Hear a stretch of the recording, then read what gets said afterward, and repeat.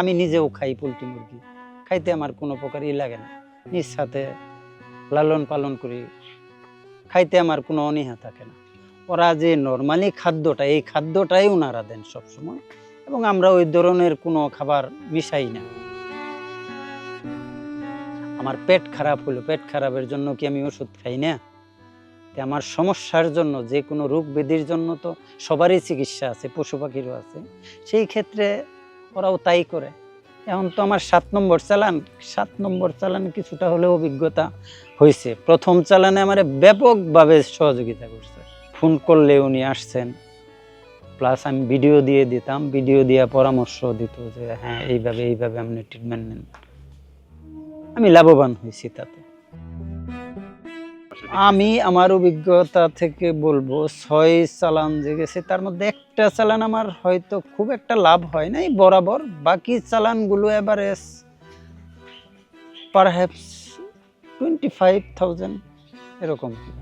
আলহামদুলিল্লাহ আমি লাভবান। মোট 13 বছর বিদেশ ছিলাম আমি।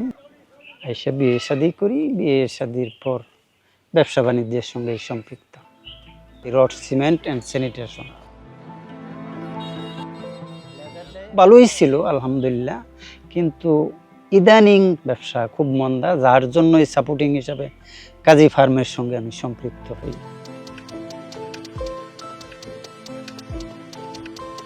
ওই দোকানদারির ফাঁকে এই কাজটুকু আমার হয়ে যায়, আর সার্বক্ষণিক দেখাশোনার জন্য ফ্যামিলি মেম্বার আছে, ওনারা দেখাশোনা করতে পারে, খুব একটা সমস্যা হয় না আমার আলহামদুলিল্লাহ।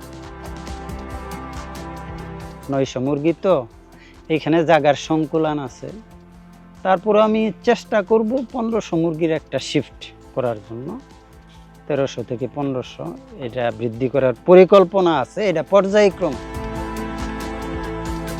এখানে যেমন একটা সমস্যা হইলে তাৎক্ষণিক আমরা পরামর্শ পাইতেছি, প্লাস উনি সঙ্গে সঙ্গে আসতেছেন, দেখতেছেন, আমি কাজের সঙ্গেই স্যাটিসফাই।